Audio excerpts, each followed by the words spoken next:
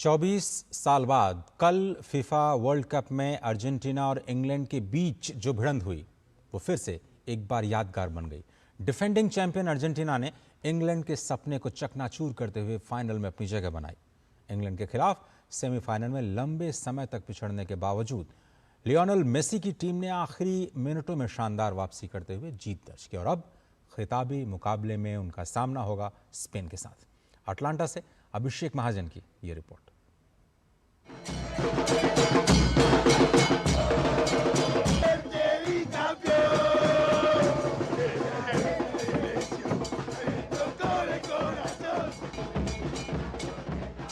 Argentina और England के बीच खेले गए फीफा विश्व कप के दूसरे सेमीफाइनल के पूरे मुकाबले में आखिरी तक ऐसा लग रहा था कि इंग्लैंड ने फाइनल का टिकट पक्का कर लिया है।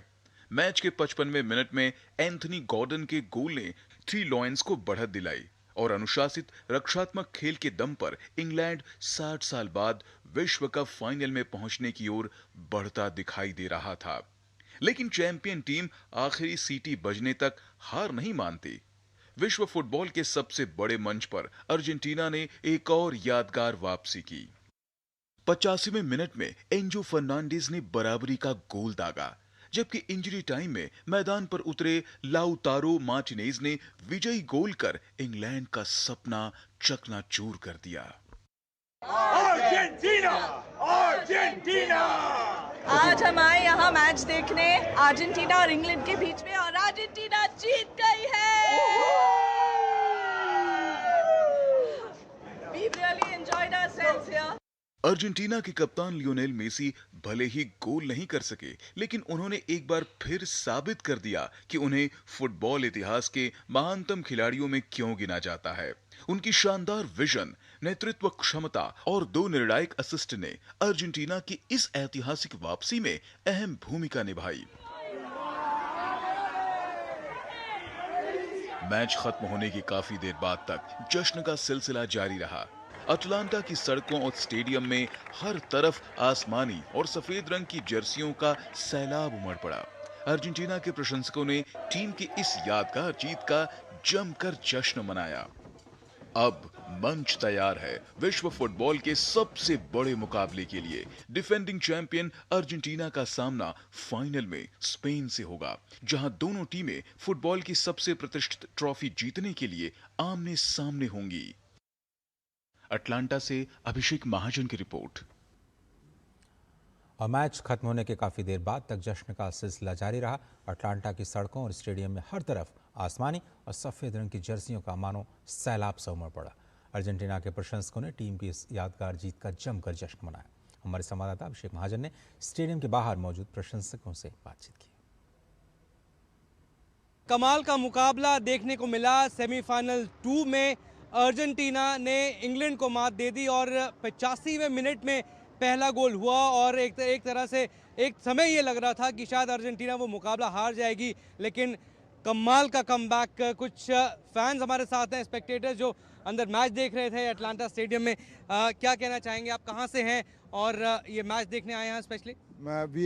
हम लोग मेरीलैंड से हैं एंड घर मेरा नेपाल है पर born and raised Lucknow.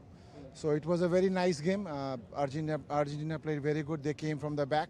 That's what they do, coming from the back, and they're going to win the World Cup. आप क्या कहना चाहेंगे, क्या कमबैक किया उन्होंने? वो तो पहले मैच से आप देखो तो इसे पहला का मैच भी कमबैक किया था।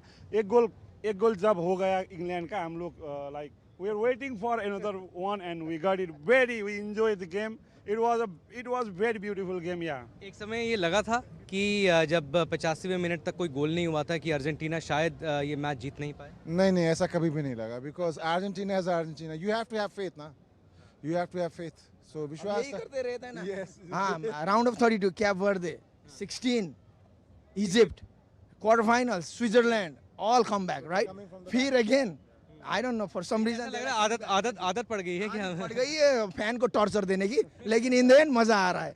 सो बहुत अच्छा हो गया, फाइनल भी जीतेगा। इन सभी का ये मानना है कि अर्जेंटीना का कमबैक हुआ, लेकिन इनको पूरा विश्वास था, चाहे 85वें मिनट में गोल किया, लेकिन पूरा विश्वास था कि अर्जेंटीना पहले के मैचेस की तरह, नॉकआउट मैचेस की तरह कमबैक करेगा। और एक बार चेयर कर दो अपनी टीम के लिए।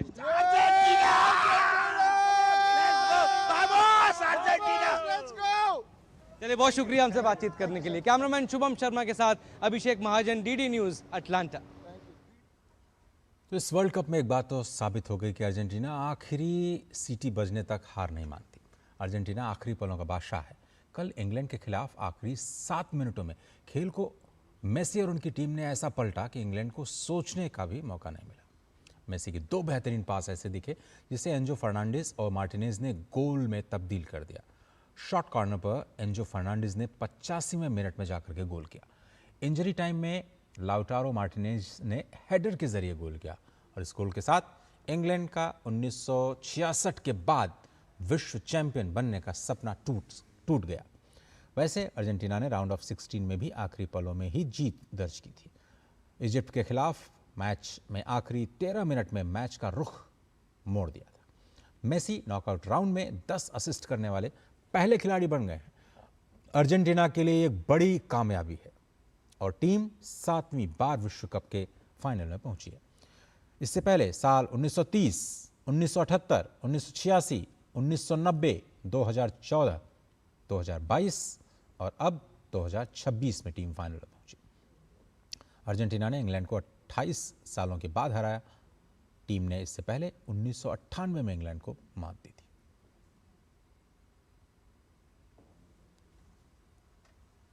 और फीफा वर्ल्ड कप में बतौर कप्तान मेसी के रिकॉर्ड को देखें तो 2014 में इस खिलाड़ी ने 7 मैचों में 5 में टीम को जीत दिलाई थी।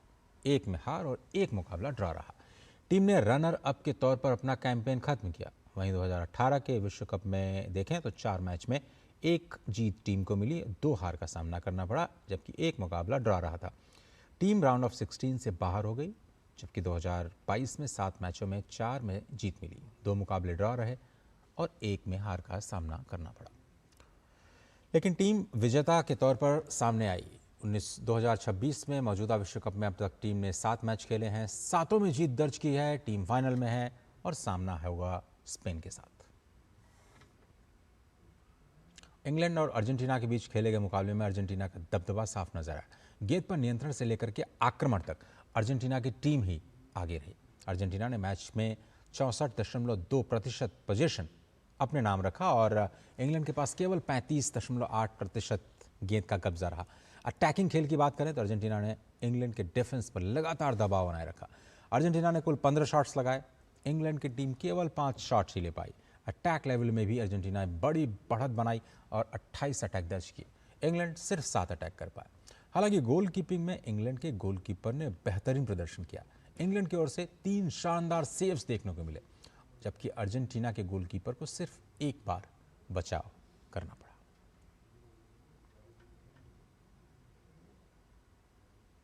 और इंग्लैंड की हार कौन है जिम्मेदार, इस पर अब सवाल उठने शुरू हो गए हैं। थॉमस टुचेल की गलत रणनीति, ऐसा कहा जा रहा है, इसके पीछे एक फैक्टर हो सकता है। गोल स्कोरर एंथनी गॉर्डन की तरफ इंजरी कांसा को लाना, ये भी शायद एक फैक्टर हो सकता है।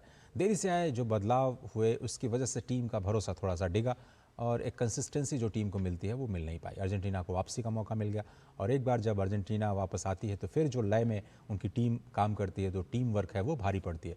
बढ़त लेने के बावजूद भी बदलाव किया, क्या इसकी ज़रूरत थी, सवाल उठ रहा है। थॉमस टुचेल, क्या उनकी रणनीति गलत रही? इंग्लैंड की हार। लाइव चलते हैं, गौरव कुमार हमारे संवाददाता इस वक्त हैं। गौरव, ये जो कल का मैच है थोड़ा सा उसकी एनालिसिस करें, किस तरह से देखते हैं और कौन से फैक्टर्स रहे जिसने अर्जेंटीना को ब्रिटेन पर दबाव बनाए रखने में मदद की? अजय, अगर कल के मुकाबले को देखें तो एक तरह से कह सकते हैं कि शुरुआत जो थी वो इंग्लैंड की टीम की ओर से बहुत बेहतरीन तरीके से हुई थी। टीम का जो डिफेंस था उसने भी बेहतर बचाव किए, खासतौर से जॉन पिकफोर्ड जो उनके गोलकीपर थे, जिस तरह से अर्जेंटीना की ओर से लगातार अटैक्स जो किए जाए थे उसका बेहतरीन बचाव भी देखने को मिला। और टीम को सबसे ज़्यादा जो ऊर्जा मिली थी इंग्लैंड टीम को जब 55वें मिनट में टीम की ओर से गोल देखने को मिला था एंथनी गॉर्डन की ओर से। लेकिन उसके बाद जिस तरह से हमने देखा कि बाद में जब आखिरी समय पर आए तो वहाँ पर कोच जो थॉमस टुचेल थे उनकी जो रणनीति थी उस पर कहीं ना कहीं अब बहुत बड़े सवाल उठेंगे, क्योंकि आप जब एक लीड कर रहे हैं, आप उस उस गोल स्कोरर को हटा रहे हैं जिसने गोल किया और वहाँ पे आप एक सब्स्टिट्यूट को लेकर के आप वहाँ पे चेंज देखने को मिलता है। इसके लिए केवल वही चेंज नहीं बल्कि 2 और बदलाव जो है वो आप जल्दी करते हैं। तो ये जो बदलाव थे इसने कहीं ना कहीं टीम की जो आत्मविश्वास है या फिर टीम का जो कॉन्फिडेंस लेवल होता है उसको उसको कहीं ना कहीं सबसे ज़्यादा इससे ठेस भी पहुंची। और इसका नतीजा इसकी ज़रूरत इसलिए पड़ी थी क्योंकि उनकी ये रणनीति थी कि जो टीम जो है जिस तरह से डिफेंसिव हो रही है, जिस तरह से टीम का जो इंग्लैंड टीम की जो कोशिश है वो केवल ये चाह रही थी कि उनका जो गोल पोस्ट है वो सेव रहे, अर्जेंटीना के जो अटैक्स हैं वो बेकार होते रहे, लेकिन टीम की ओर से जो अटैक्स होने चाहिए वो नहीं हो रहे थे। तो इसको बदलने के लिए ये चेंजेस जो थे वो थॉमस ट्यूशेल की ओर से किए गए, लेकिन ये कहीं ना कहीं उनके ऊपर बैकफायर हुआ, यानी कि इंग्लैंड टीम पे बैकफायर हुआ और अर्जेंटीना को ये कॉन्फिडेंस के बूस्ट पे काफ़ी आगे बढ़ा ले गया। लेकिन फिर वही बात होती है कि जो गेम है वो किसने कंट्रोल किया। सबसे ज़्यादा कंट्रोल इस समय जो गेम हुआ वो अर्जेंटीना की ओर से मेसी ने किया, क्योंकि जो दोनों गोल आए अर्जेंटीना की ओर से उसमें असिस्ट की जो भूमिका थी वो लियोनेल मेसी ने निभाई। तो हमने देखा कि किस तरह से ग्रुप स्टेजेस में उन पे काफ़ी जी। तो मेरा सवाल, अगला सवाल है कि अब स्पेन के साथ मुकाबला है, दोनों जो टीम्स हैं उनको थोड़ा स्ट्रेंथ के बारे में बताइए और किस तरह का मुकाबला देखने को मिल सकता है।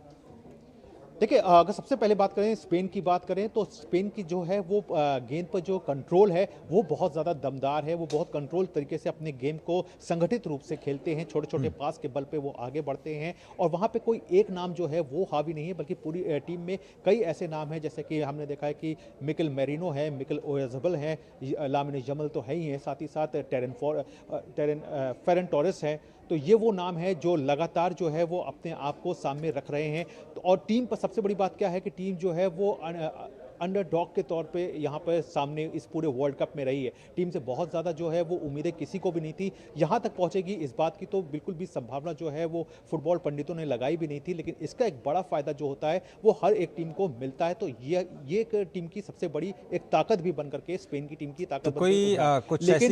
तो कुछ ऐसी खास इंफॉर्मेशंस फाइनल्स के बारे में, कौन कौन सी बड़ी हस्तियां शामिल हो रही हैं इस बड़े मैच को देखने के लिए, और गोल्डन बूट जिसका सभी को इंतज़ार है वो खिताब कहां पर जाता हुआ दिख रहा है?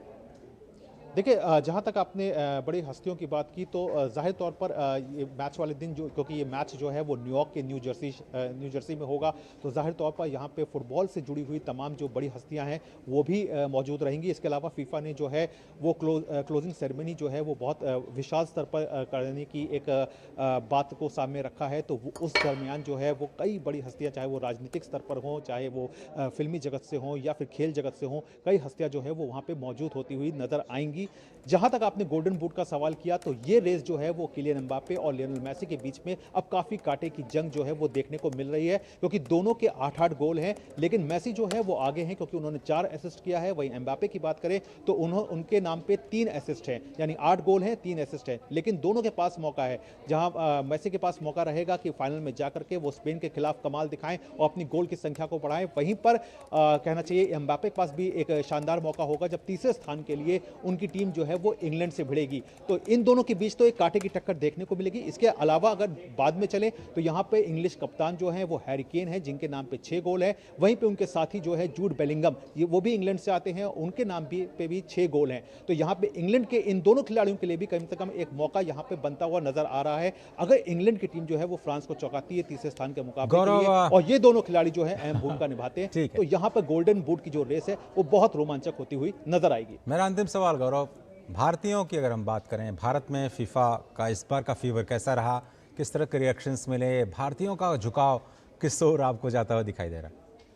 देखिए, हम सब जानते हैं कि जो भारत का एक लगाव फुटबॉल के प्रति रहा है वो हम सब की कहीं ना कहीं एक नसों में है ज़रूर, लेकिन हाँ, ग्रास रूट लेवल पे इसको और भी ज़्यादा मजबूती के साथ सामने आने की ज़रूरत है और उसके लिए बेहतरीन प्रयास भी जो है वो भी किए जा रहे हैं अजय। और मैं आपको बता दूं कि इस संबंध में जो क्लब स्तर के जो मैचेस होते हैं उसमें जो इंटरनेशनल क्लब्स होते हैं, जैसे लिवरपूल हो गया, आर्सेनल हो गया या मैनचेस्टर यूनाइटेड, मैनचेस्टर सिटी, इन सब की जो 3rd डिवीज़न की जो टीमें होती हैं वो भी कई बार जो है वो भारत का दौरा करती हैं। तो इसके जो एक ग्रास रूट लेवल पे जो तेजी आनी चाहिए वो एक जरूर देने का काम जो है वो लगातार किया जा रहा है। कई एक्सपोजर जो हैं वो भारतीय टीम को मिलते भी हैं, टीम को बाहर खेलने के मौके मिल रहे हैं। तो ये तो एक संरचना को किस तरह से मजबूत करना है, किस तरह से देश के ढांचे को मजबूत करना है फुटबॉल की दिशा में, ये तो वो कदम हो गया। लेकिन जहां तक आपने सवाल किया कि जो भावना है वो कहीं ना कहीं एक अर्जेंटीना की ओर जुड़ी हुई दिखाई देती है। अगर आप किसी भी एक आम भारतीय से पूछे और इस वक्त खासतौर से पूछे कि आप किस टीम को फाइनल में आप चाह रहे हैं कि वो जीते, तो शायद एक उसके मुंह से यही निकलेगा कि वो जो है वो अर्जेंटीना के लिए उसका प्रेम जो है वो सीधे सीधे जुड़ता हुआ दिखाई देगा। और इसकी एक बड़ी वजह भी है, कोई ये नहीं कि ये आज की कोई वजह है, अगर पीछे चले, अगर हम चले डिएगो मैराडोना के समय से, वहां से भी हम देखते आए हैं कि अर्जेंटीना के प्रति एक लगाव जो है, विशेष लगाव जो है, वो हर भारतीय के दिल में रहता है। धन्यवाद गौरव, आप निगाह बनाए रखिए, अपडेट लेते रहेंगे। फिलहाल शुक्रिया आपका और आगे बढ़ते हैं। भारत और